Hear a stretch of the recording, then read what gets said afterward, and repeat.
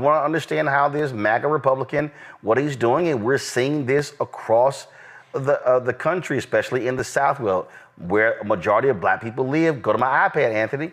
This was in November. Landry literally threatened to withhold money for New Orleans to fix its crumbling water infrastructure unless the DA prosecutes abortion cases.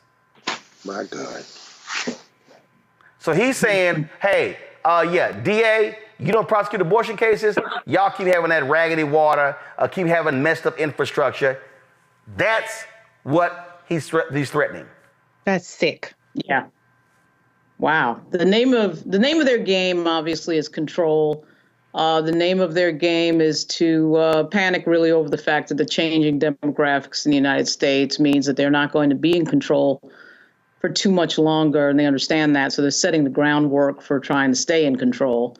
And, when you see things like officer discretion stop involving not having an ID as a pathway to an arrest, that's a pretty amazing scenario that you could actually be arrested for not having an ID or proof of who you were, because it happens all the time that people don't have their IDs.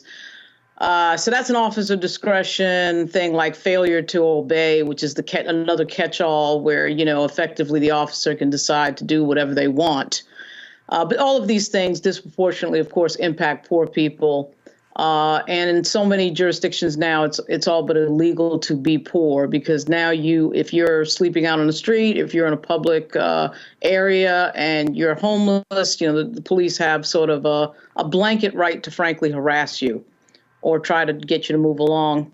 I'm in one of the 5 boroughs of New York right now, and I was in Manhattan earlier, and it's amazing to me. So many of the interactions I see with law enforcement are typically with somebody homeless in law enforcement. It's not somebody really breaking a law, as it is law enforcement trying to move people along.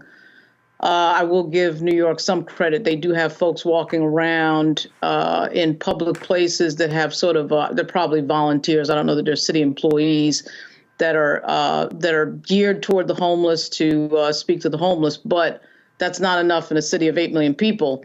But at any rate, the Republican Party, and also to this idea that I really don't ever feel like I have to explain anything when we talk about the politics of the details of what the Democratic Party does versus the Republican Party. To me, if you're not smart enough to figure that out by now, after the Capitol gets attacked and all this other mayhem when Donald Trump showed up, then you're not very smart. But there's an industry, particularly online, in being contrary. And there's an industry in just saying the opposite of what everybody else is saying because it's an attention getter. So you have that. But, really seriously, anytime I have any sort of discussion with anybody who wants to question me about the Democratic Party, I just basically say, what is the Republican Party doing? What exactly is the Republican Party doing for you that benefits your life? Tell me what that is. And typically I get no answer. So that's how I would deal with that. Fanbase is pioneering a new era of social media for the creator economy. This next generation social media app with over 600,000 users is raising $17 million, and now is your chance to invest. For details on how to invest, visit startengine.com/fanbase or scan the QR code.